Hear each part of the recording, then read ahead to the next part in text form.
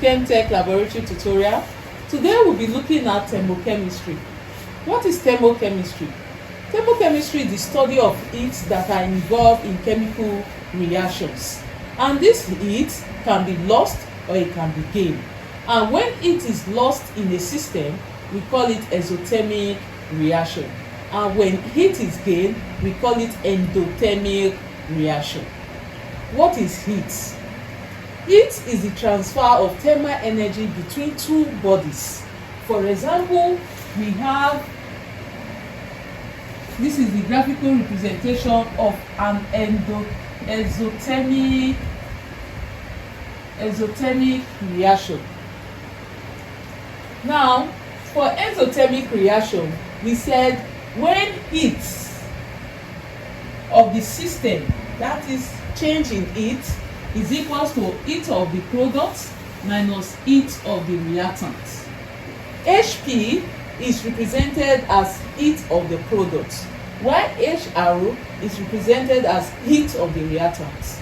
Heat is important in reactant because it helps to break the bond for new bonds to be formed, and that new formation of the new bond is called the product, and the breakage of the bonds for the bonds to be formed in the process of the reaction is called the reactant, and that heat that is involved is called heat of reactant. Now, when the heat of the reactant is less than the heat of the product, we call it an endothermic reaction. But when the heat of the reactant is higher than that of the product, it becomes an exothermic reaction. So how will the energy profile look like? For heat of the reactant, when heat is broken,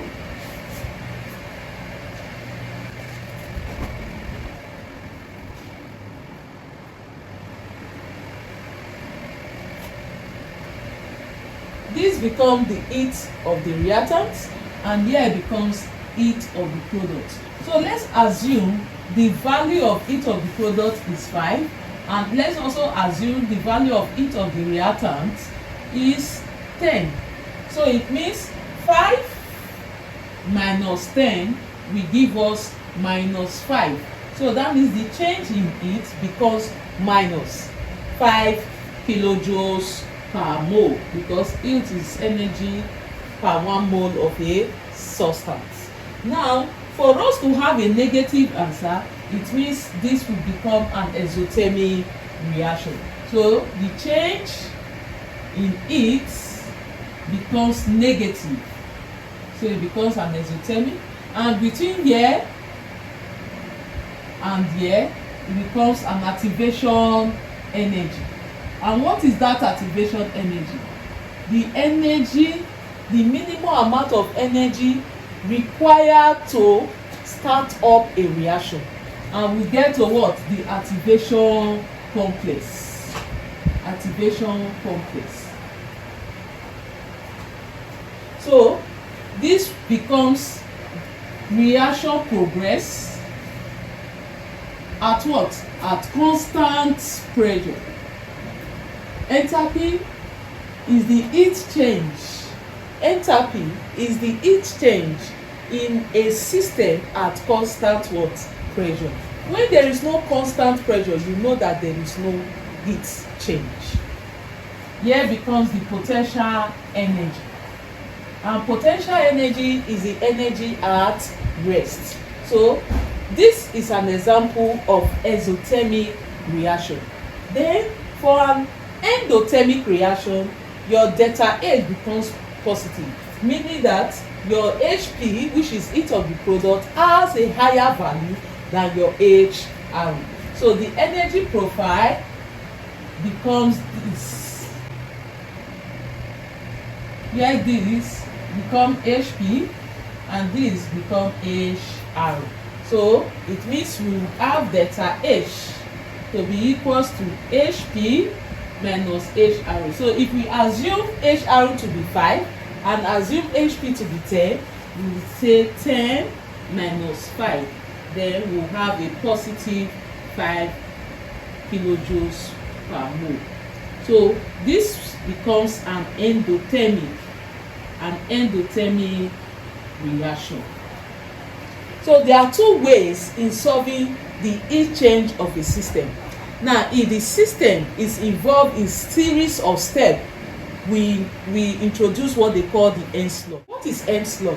Hess law says that when reactions are involved in series of steps, the overall heat change is calculated as the sum of each of the heat involved in some of the individual step. That is, if the reactions is involved in 1 step, 2 step, 3 step, the sum of the heat change of step 1, step 2, step 3 gives the total heat change of the reaction. And this Hess law does not depend on the part taken. It does not depend on the part taken to reach the reaction, but it depends on what? The individual states. The individual states. And what are these state functions? We have state functions are variables that depend on the initial and the final state of a chemical reaction, but this does not depend on the parts. When we say it does not depend on the parts, it means it does not depend on how the reaction gets to the final state. So what are the examples of state function?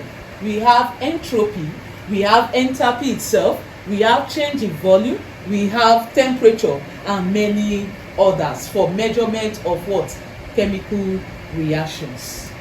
So Hess law. Calculations. Now we are going to be taking calculations on heat change and Hess law, so that we will know how to apply these laws into our various calculation of heat change in a chemical reaction. So we'll be looking at the calculations involved in thermochemistry. First of all, they said from the enthalpies of reaction, carbon is bound partially with oxygen to give carbon monoxide. Then carbon again is bound in the presence of hydrogen to give ethanol. And these are the enthalpies of each of the reaction. The question is, we should calculate the enthalpy for methanol to decompose to give us carbon, hydrogen, and oxygen. Then the second question is, the reaction between bromine and ethene is one of the method of synthesizing 1,2-dibromoethane, and this is the reaction. And they said calculate the standard enthalpy for the reaction at 25 degrees Celsius. They gave us the standard enthalpy change for formation of ethene to become 52.5, and also standard enthalpy for formation for 1,2-dibromoethane to be 81. So looking at this, like I previously said, that heat change can be calculated using direct or indirect method. When we are using direct method, we simply say that the summation of the heat product minus the summation of the heat of the reactant. But when we are using indirect method, that means we are involving Hess law. So we will take the calculation gradually, starting from 2. We are starting from 2 because 2 is more easier to understand and to grab. So starting from 2, you write out, the first thing to do is to write out the reaction. What is this reaction? The reaction is H2 ethene, which is H2C double bond H2 plus bromine to give us dibromoethane. Now, for every standard element, the standard enthalpy is always equal to 0. We should always have that at the back of our mind, that for every standard element, that is element that is existing on its standard state, it always have an enthalpy of 0. So now for the formation of ethene, this is ethene. Ethene is at the reactant and dibromoethane is at the product. So they gave us the enthalpy for dibromoethane, which is at the product, and they also gave us the standard enthalpy for ethene, which is at the what? Reactant. So it just will include delta H is equals to HP minus HR. What are the contents of HP? Content of HP in this reaction is 1,2-dibromoethane, and the value given to us there is minus 81. So you write it minus 81, minus in brackets. Now, what is the standard? What are the its content of the reactant? It's just ethene and what? Bromine. So this is where we come in. Bromine, the enthalpy change for bromine, because bromine is in its standard state, so the enthalpy change will be what? 0. And the enthalpy change for ethene was given to us to be 52.5.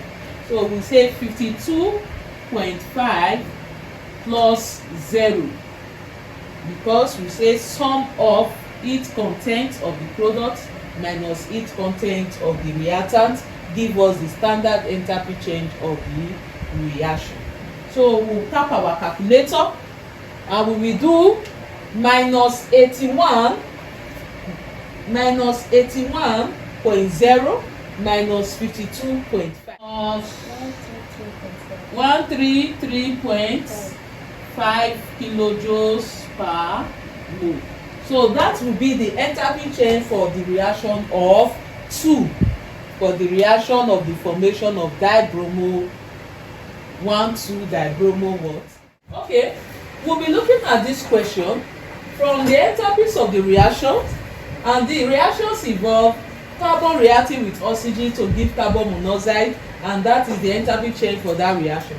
The equation 2 or reaction 2 is the reaction of carbon and oxygen with hydrogen to give methanol, and that is the enthalpy. And now they say calculate the standard enthalpy change for carbon monoxide to react with hydrogen to give methanol from these two reactions. So what comes to your mind is Hess law that states that for us to get the total or the overall heat change, we have to get the heat change of 1, the sum of the enthalpy change of step 1 and step 2. So how do you do that? The first thing is to compare the unknown enthalpy change reaction with the ones that are unknown, that are already known. Now, carbon monoxide is present as what? Reactant in the unknown. But do we have carbon monoxide in these two reactions? Yes. And where is it appearing? Are the products. Now, how many moles of carbon is at the reactant of this unknown reaction? 1. But how many moles are in the reactant of the unknown? 2. So what that means is that we have to make it look exactly like the unknown reaction. And how do we do? What do we do? It means the first step we do is to reverse. And we are reversing what? Equation 1. Why are we reversing equation 1? Because CO is appearing at the reactant, but it's appearing at the product of the known enthalpy. So it becomes 2 reverse equation 1, which is 2CO to give us 2 carbon plus O2. And since the enthalpy change is minus there, it becomes what? Plus. Because whatever you do to the reactant, it affects the whole of the reaction. Now, like I said, how many moles is here? 1. Moles here 2. So it means you will divide the reverse equation 1 by what? 2. So if you divide it by 2, it also affects the reactant and the what? Enthalpy. So it becomes CO will give us C plus oxygen gas, which is half, 1/2. Then the enthalpy change will be what? 0.5 kilojoules kilojoules. So that will be the enthalpy for the new reaction. The next step is to look at equation 2. Hydrogen is at the reactant, and hydrogen within these two reactions is also at the what? Reactant. Now methanol is at the product, and methanol within these two reactions is also at what? The product. But there is one problem with it. What is the problem? The stoichiometry. Methanol here is 1, but methanol here is what? 2. So what do you do to make it look like 2? 6 here is 2, and if we divide by 2 it becomes 1. So we are dividing equation 2. Divide equation 2 by 2. So it becomes 2C plus oxygen gas plus 4 hydrogen molecule gas to give us 2CH3OH, and the enthalpy change become minus 402.4. So we have to divide it by 2 so that it look exactly like the unknown equation. So if we divide by 2, it means the enthalpy will also be divided by 2. So when you divide 2, you will have C standing alone, which is carbon, plus half molecules of what? Oxygen, plus 2 molecules of hydrogen gas to give us 1 molecule of methanol, and the enthalpy change will also be minus 201.2 kilojoules. So that becomes the enthalpy of the new equation of 2. Then the next step is to compare this new equation with the new equation of reverse equation 1 and that of equation what? 2. It means you have changed this and you have gotten new enthalpy changes. So the ones with the new enthalpy change is what you now work with. You now add equation, the new reverse equation 1 and the new reverse equation 2. That means the one you divided by 2. How do you add them? You add them by reactant to reactant, product to product. So what are the reactants of the new reverse equation? CO. What are the reactants of the equation 2 that you divided by 2? Plus C plus half oxygen molecules plus 2 hydrogen gas. All these are gas. You ensure you write the state. It's very important to write the states. To give the products. What are the products? The product of the new reverse equation is C plus half oxygen gas, and the product of the equation 2 is methanol plus CH3OH. So now that you have written it, you will now cancel the equations of common like terms. Carbon is 1, carbon is 1. So it's 1 minus 1 is 0. So it's like terms, you remove it. Half oxygen, half oxygen. So it's also a like terms, you cancel it out. And you are left with carbon monoxide gas plus 2 molecules of hydrogen gas to give 1 molecule of ethanol. Now that you have gotten this equation, compare this equation with the one that you are looking for the enthalpy if they are the same. Carbon monoxide, 2 molecules of hydrogen, 2 molecules of hydrogen, 1 mole of methanol, 1 mole of methanol. So you see that they are the same. When you see that they are the same, it means you are at the final stage in getting the enthalpy change. And what is the final stage? That means you will now add the enthalpy of the equation that arrived at this. And what are the enthalpy? The enthalpy include delta H will now be equals to 110.5 plus bracket minus 2 1.2, and that will give